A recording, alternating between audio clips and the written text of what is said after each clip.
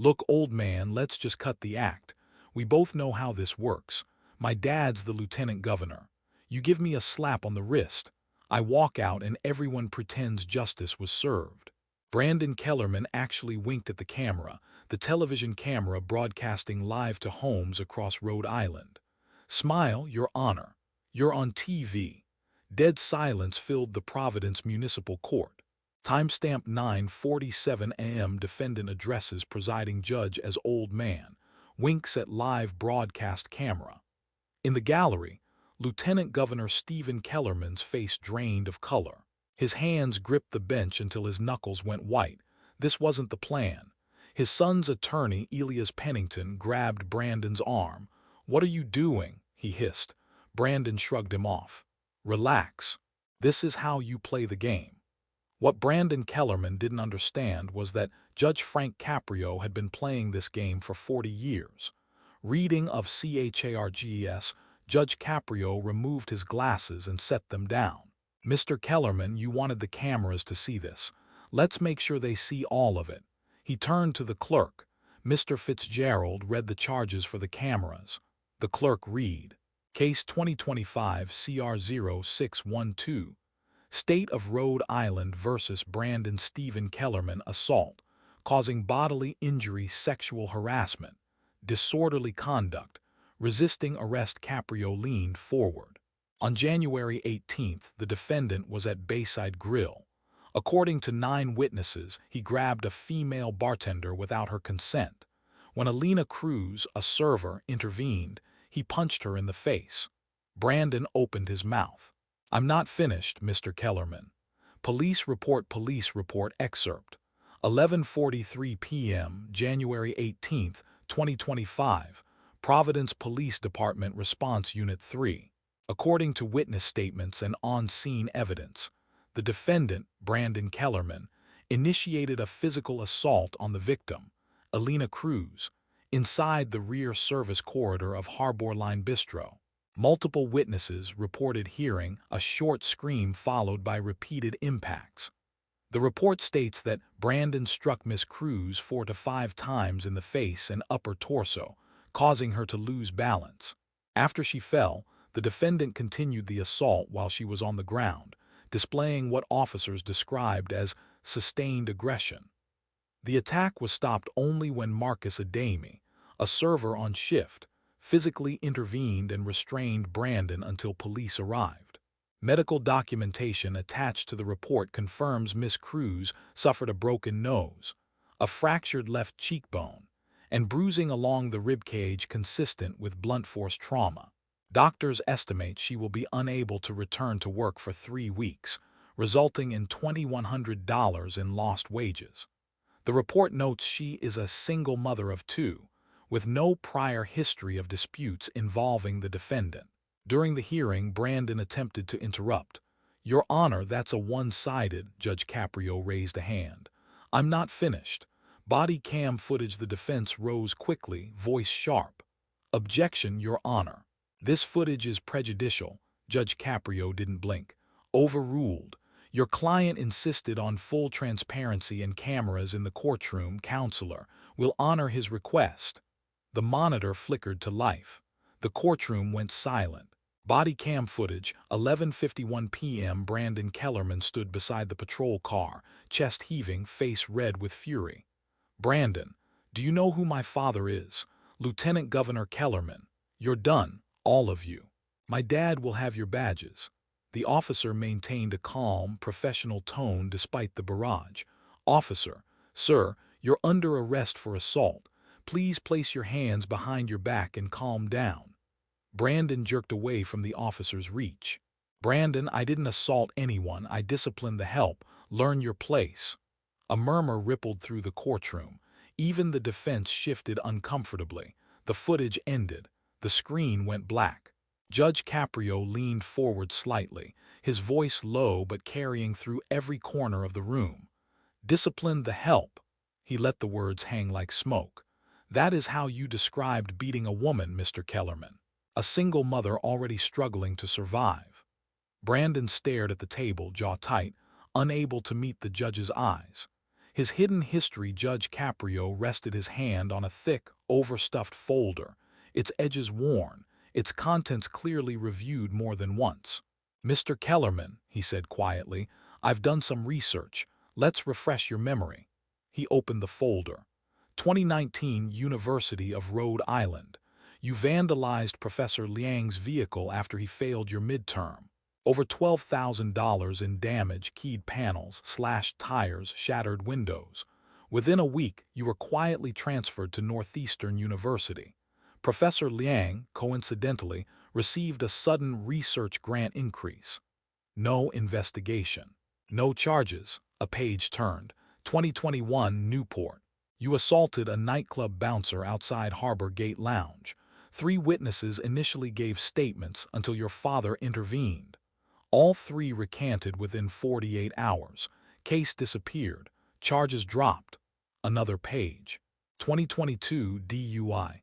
You struck a parked car. Police arrived. The owner was paid off before sunrise.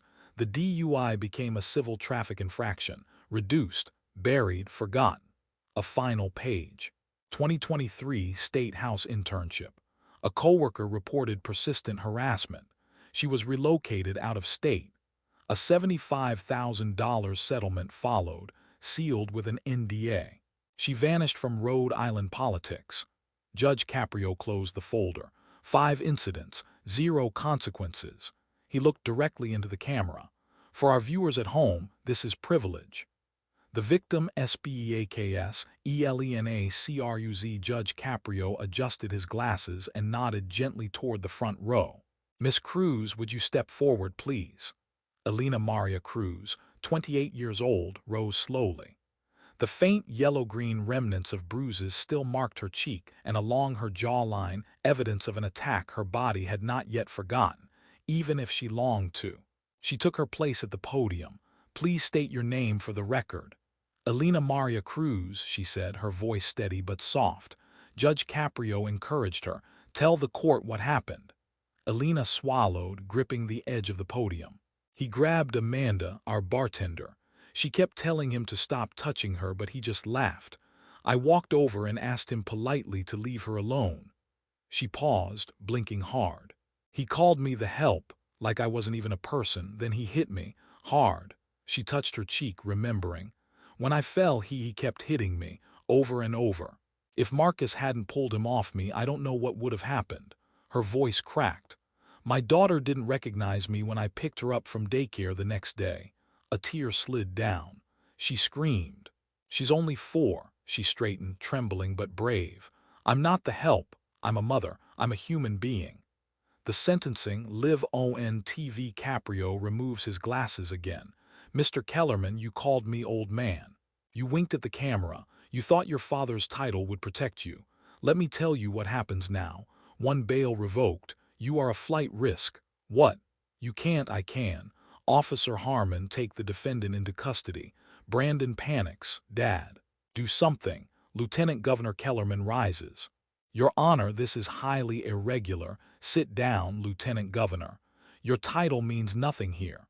2 Contempt of court. 3 Referral to Superior Court for felony prosecution. 4 Restitution. $85,000 to Elena Cruz.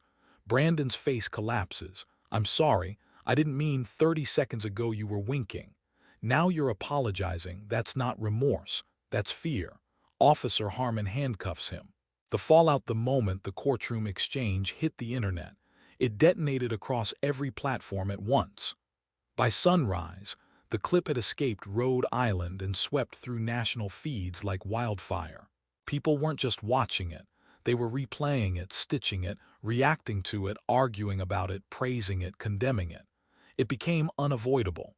Within 48 hours, the numbers were staggering. 41.3 million views across platforms. Old man trending. Mocking Brandon Kellerman's arrogance, instant karma. Trending worldwide. Judge Caprio sitting comfortably at 1 nationwide. Memes exploded. Edits flooded TikTok. Commentators dissected every eyebrow raise, every tone shift, every word. The phrase "discipline the help" became a cultural flashpoint overnight. While the internet celebrated accountability, the political world went into full containment mode. Lieutenant Governor Stephen Kellerman abruptly canceled every public appearance, citing family matters, though everyone knew the real reason. Reporters camped outside his office. Staff refused to comment. Panic buzzed through the state house like electricity. Less than 24 hours later, the governor stepped up to a podium and announced a formal ethics probe into Kellerman's conduct, past and present. By the following morning, 3 state senators had publicly called for his resignation. The Kellermans were no longer trending. They were crumbling. GOFUNDME4 ELENA, it began with a single viewer. During the live broadcast, as Judge Caprio read the details of Alina Cruz's injuries and the financial hardship she faced as a single mother, Grace Min, a middle school teacher from Pawtucket, sat on her couch shaking her head in disbelief. She didn't know Alina. She had never met her. But she recognized the exhaustion in Alina's eyes, the quiet strength of someone who'd been carrying too much for too long. Right there during the commercial break, Grace opened her laptop and created a GoFundMe. Support Alina Cruz, single mom and survivor. A simple title, a simple plea, but it resonated. Within minutes, donations began trickling in: $10, $25, $50. Then the share button took over. By noon, local businesses were posting it. By afternoon, national influencers had shared it. By evening, the numbers were staggering. 47,892 donors, $340,712 raised, not pledges, actual donations. Real people, giving whatever they could. When Alina was informed of the total, she pressed both hands over her mouth and broke down sobbing, unable to comprehend that tens of thousands of strangers had lifted her up. "Why would strangers do this for me?" she whispered. Judge Caprio answered softly, "Because they saw you." Aftermath: in the weeks that followed, the shock began to fade, replaced by something far more powerful: rebuilding. For Alina Cruz, life shifted in ways she never imagined. With the outpouring of support from nearly 50,000 strangers, she was able to do something she once believed was impossible: buy a small home for herself and her 2 children. A place with a backyard, sunlight in the kitchen, and a bedroom for each child. Stability, safety, a fresh start. She opened college savings accounts for both kids, something she dreamed of but never thought she could afford. She paid off every medical bill in full, then quietly donated a portion of what remained to a newly established fund dedicated to assaulted service workers, a cause she now carried like a mission. Amanda Cho, the bartender who had been grabbed before Alina intervened, found her own spark of hope. With financial support and encouragement from the community, she finally enrolled in culinary school, turning a long-buried passion into a plan. And Marcus Adami, the server who tackled Brandon and stopped the assault, received the Providence Hero Award. He used the recognition to launch the Service Worker Safety Alliance, advocating for better protections in bars and restaurants across the state. Healing didn't erase what happened, but it transformed what came after. Trial of Brandonkellerman. 6 months later, 6 months after the night that changed everything, the state of Rhode Island versus Brandon Kellerman reached its conclusion. The courtroom was packed, reporters lining the walls, service workers filling the benches, and Alina Cruz seated quietly between Amanda and Marcus. The jury deliberated for only 3 hours. When they returned, the foreperson's voice was steady: guilty on all charges. Brandon didn't flinch at first. Then the reality settled in, slowly draining the color from his face. Judge Caprio read the sentence with the gravity the moment deserved. 2 years in state prison, $85,000 restitution to Alina Cruz, 500 hours community service specifically with victim support programs, mandatory anger management, and behavioral intervention counseling. "Actions have consequences, Mr. Kellerman," Caprio said.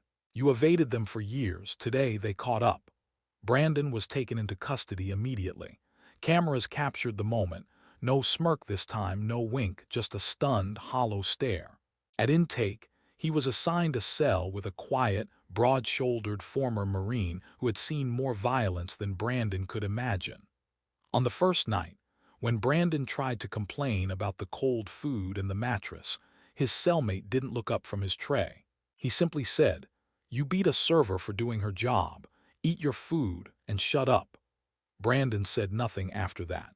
The downfall of Lieutenant Governor Stephen Kellerman, the collapse of Lieutenant Governor Stephen Kellerman did not happen overnight. It arrived like a slow-rolling avalanche, quiet at first, then unstoppable.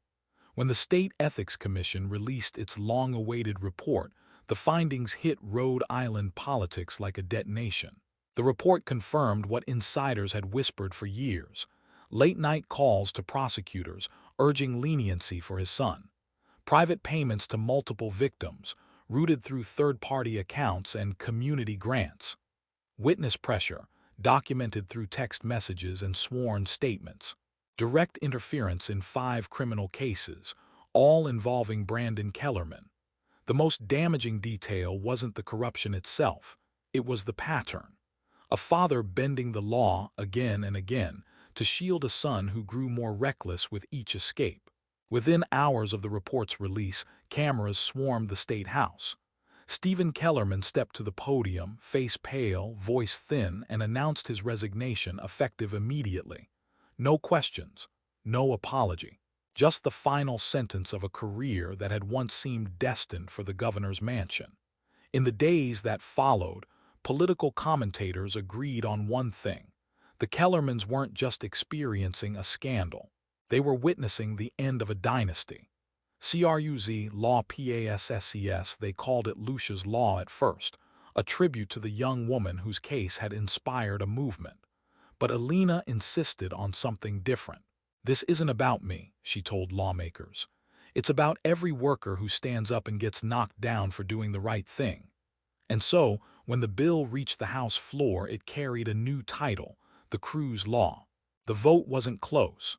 After weeks of hearings, testimony, and a public outcry that simply refused to fade, the Rhode Island General Assembly voted unanimously in favor. The law introduced 3 sweeping reforms: enhanced penalties for assaulting service workers, elevating attacks on bartenders, servers, hosts, and hospitality staff to aggravated status when tied to workplace duties. No more slaps on the wrist. No more misunderstandings. Mandatory reporting for settlements involving public officials or their families, ending the quiet NDAs and backroom deals that had shielded people like Brandon Kellerman for years. For the first time, power and silence could no longer be purchased. Dedicated funding for legal support for service and hospitality workers, so the next Alina wouldn't face her abuser alone or fear losing her job for speaking up. When the governor signed the bill, Alina stood beside him, not as a victim, but as the catalyst for change. The applause that followed wasn't political. It was personal, from a state that had finally taken her side. On the far corner of Judge Frank Caprio's desk sits a small wooden frame, simple, unadorned, but impossible to ignore. Visitors often assume it's a family photo. It isn't. Inside the frame are 2 images placed side by side, frozen moments separated by less than a heartbeat. Left, Brandon Kellerman, standing outside Harbor Line Bistro minutes before the assault. He's smirking, head tilted, giving the camera a casual wink as if the world exists purely for his amusement. His designer jacket is perfect, his posture loose with entitlement. It's the look of a young man who has never been told no, who believes consequences are for other people. Right, 30 seconds later, Brandon in handcuffs, face drained of color, eyes wide with disbelief. The arrogance is gone, replaced by the dawning realization that his father's name can't save him this time. An officer holds his arm as he's guided toward the cruiser. The streetlight above throws a harsh truth across his face. Judge Caprio framed the 2 photos together himself. Beneath them, in clean black ink on a strip of parchment, he wrote a line he often repeats to young defendants who still think bravado is a shield: "The cameras don't lie. Neither does justice."